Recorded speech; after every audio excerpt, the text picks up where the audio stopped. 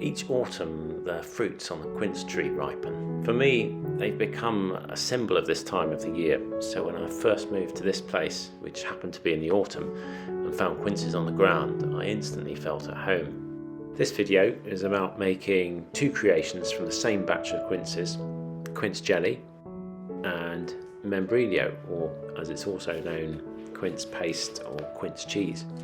And I've put a link to the recipe I used in the description below. They're strange things, irregular, lumpy, a little furry, very hard, and you can't eat them straight off the tree or you wouldn't do it twice.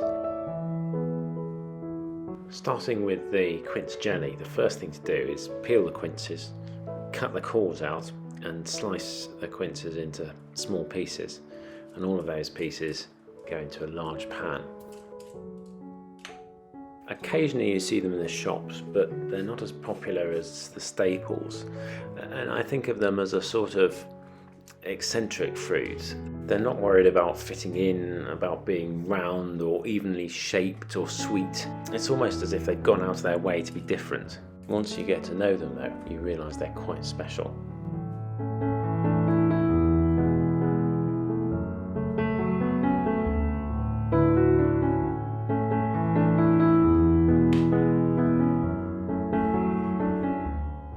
Once the quinces are all done, peel a lemon, cut up the peel, and then squeeze the juice out too.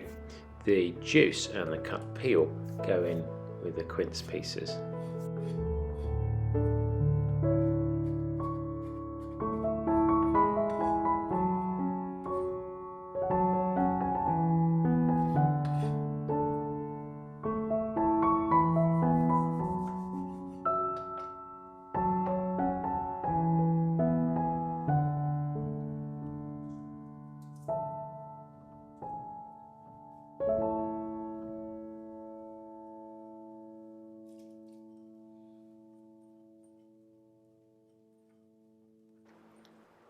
Then, as much water as you need to cover the surface of the fruit.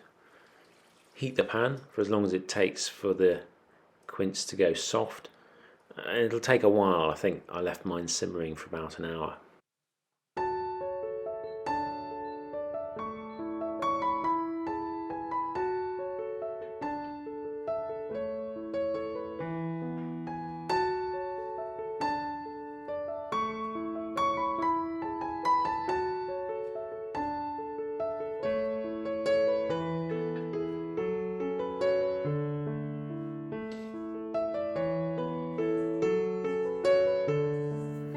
Once the quince pieces are tender, spoon them together with the liquid into some kind of straining device.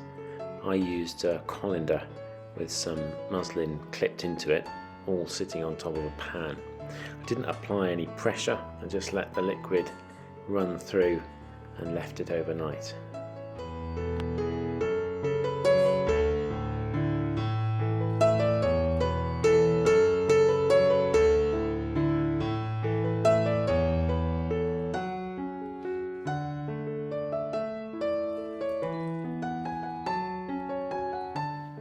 At this stage you can put a plate in the freezer. It's useful for testing whether the jelly has set at the next stage.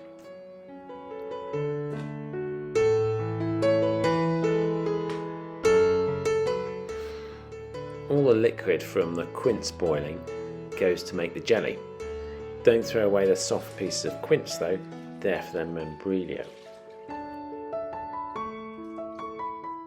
So the liquid gets heated up, and the idea is that for every litre of liquid you add 750 grams of sugar.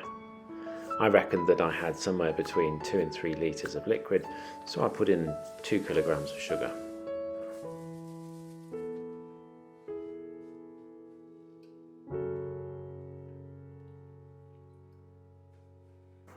Once all the sugar has dissolved, the juice will need boiling until it reaches its setting point, and this will take some time. You have to be patient. As you continue heating, the colour changes to that beautiful red and the kitchen smells amazing. It's really distinctive.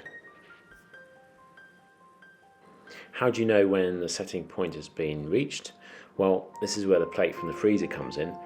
Put a small amount of the liquid on the plate, leave it for a minute, and then put your finger through it.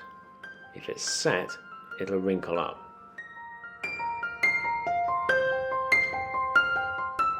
Here it's not ready. You can see what it should be like later on. After more boiling, it passes the set test. Not only does it wrinkle up, it sticks to my finger.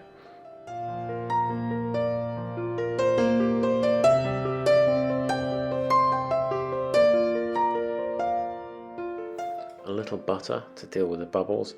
I have to say I didn't bother adding any rose water as the recipe suggests because I didn't have any, but all turned out well in the end.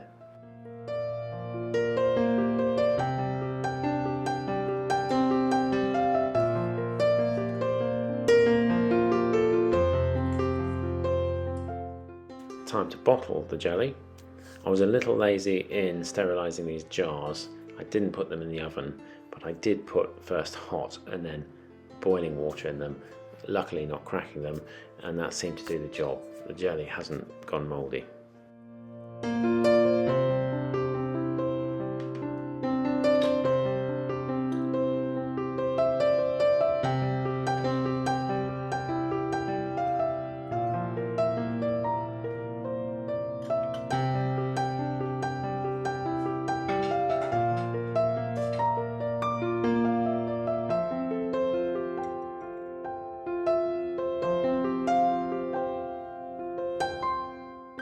Now for the Membrillo. All those soft pieces of quince come in here. They go into the blender. At the outset I will say, yes, I need a better blender.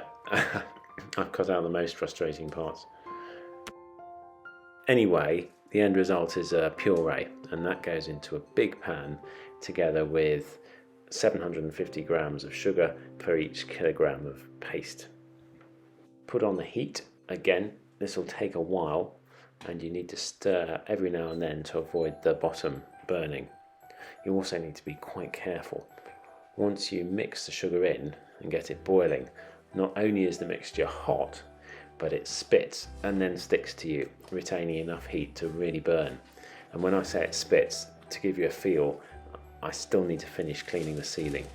You can see by this stage the mixture is much darker, it's got more of a red colour, and when you pass the spatula through it, it's thick enough to leave the base of the pan exposed. Now it's ready to go into a tray. Leave it to set in the fridge overnight, and then it's ready for cutting up and wrapping in baking paper. What to do with these creations? Well, the jelly is meant to go well with lamb. Personally, I prefer the lambs alive, but on toast is an option, for the jelly that is. And the Membrillo, it's really good with cheese like manchego or pecorino. Again, a link to the recipe is down below. If you try it, I hope it works. I have to say my mistake in the past has been to be too relaxed about the setting test for the jelly. It does take a while to get there, but be patient and you should be pleased with the result. That's it for now. If you got this far, well, thank you. What's next? A fairly long post and rail fence has needed to go up outside, and that's been a learning experience, but it's looking all right. So I think that might be the next video, together with autumn happenings in the garden. Until then, thanks again. Catch you soon.